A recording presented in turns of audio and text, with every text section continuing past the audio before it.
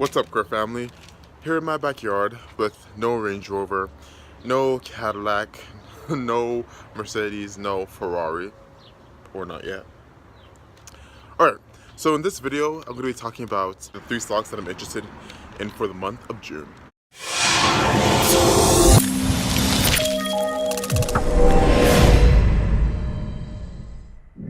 So, this is going to come in at no surprise. We have the same stocks that we had last month. So, number 3 coming in, I have GoPro. So, these stocks are not in any particular order. They're just stocks that I'm interested in purchasing for next month. So, number 1, we have GoPro. And I want to make it clear that this is the month of May, right? So there's not a lot of big news that necessarily happened with these stocks until next quarter, where we start to see some of their earnings. So, for GoPro, the CEO has said that demand is strong and that they're on par with hitting guidance. So, essentially, he's reassuring investors that the money's safe within the company and they are on par to hit their targets, with, of course, all the cuts that they made, all the strategic planning they had with the marketing, etc., etc. So, coming in at number 2, we have, you guessed it, Under Armour. So, with Under Armour, news came out saying that they pushed up their manufacturing and distribution of the Major League Baseball. They were supposed to start, I believe the players were going to start wearing the Under Armour clothing or branded clothing in 2020, but now it's pushed up to 2019. Tom Brady is actually a stakeholder in Under Armour, which is interesting. I didn't know that. So that means he has a vested interest in seeing Under Armour succeed. So it makes sense that he's supposed to go on a 5-day, 3-city tour in China, essentially to promote Under Armour and give it more brand recognition. So in efforts essentially to grow the international markets more. And as we saw from the last quarter, international has increased, right? But don't get me wrong, or don't get it wrong. North America is still Under Armour's biggest consumers, right? They get most of their sales from North America. However, there's nothing wrong with increasing the international profits, especially while North America sales are decreasing. So, Kohls. Apparently Kohls is a discount shop, I believe. We don't have that.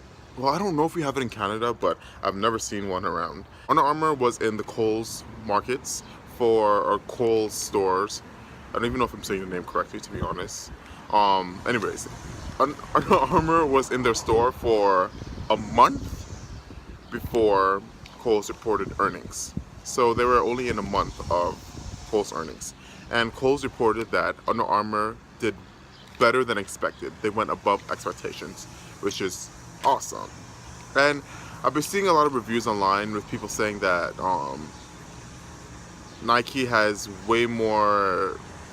items are discounted way more than Under Armour items in Kohls. I don't know how true that is because I haven't been to one of their stores, but that's an interesting. I thought that was an interesting fact. Last thing I want to point out about Under Armour, well, this is what I've personally seen. I work in the restaurant industry, and I deal with a lot of front of house and back of house, but I'm in the front of house a lot, right? So, interacting with the guests and such, and I notice that a lot of the guests around this area is, I'd say, middle to upper middle class, I'd say. I saw a lot of individuals wearing Under Armour. I don't believe I've seen any Adidas, but I've seen a lot of Under Armour, and I've seen Nike as well. But I want to say that I've seen more Under Armour, or seen individuals like customers, guests wearing more Under Armour than Nike, which is very interesting, which I didn't notice before until I started investing in Under Armour. And number one is Facebook. So regarding Facebook, let's point out the obvious. So they have cash and cash equivalents in the billions, right? So if they were to go into recession, they'd be fine. If for some reason business usership or ad money coming in started to slow down a bit, they'd still be fine. They'd have time to still conduct research and development and to switch up their game in order to produce more revenues. So now that that's out of the way, I want to mention that it's random, but I was on Instagram looking through Instagram stories, and all of a sudden I saw an ad pop up, and that was the first time I saw an ad on Instagram stories. And I thought it was interesting to note, just because it just shows that there is still more potential for Facebook to make more money because some things that they still haven't tapped into, right? Like even WhatsApp, they still haven't tapped into that. It's there as a vehicle for them to make money that they'd like to eventually, or when they'd like to eventually, because I'm sure eventually they'll monetize it. And the last thing I want to mention about Facebook is that I guess I'm starting to realize how much a CEO of a company can impact it significantly, in the sense of that CEO kind of being the face of the company, like Mark Zuckerberg, for example. So Mark Zuckerberg a few days ago did a commencement speech at Harvard, where it was very compassionate. It was about unity, about equality, helping others, being charitable. He started tearing up and such, right? And it was an emotional moment. And then I started thinking, like, this story, it's in itself,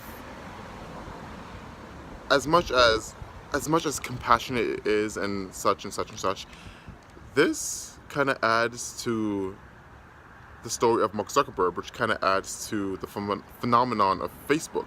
Because when you think of Facebook, you think of Mark Zuckerberg. So if he was to ever have a scandal, that would bring the stock down drastically.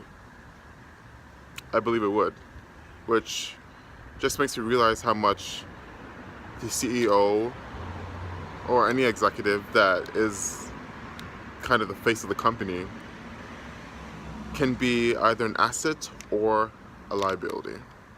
Thanks for watching the video, guys. Don't forget to like and subscribe. My videos are primarily about finance, some fitness, and personal development. Peace. I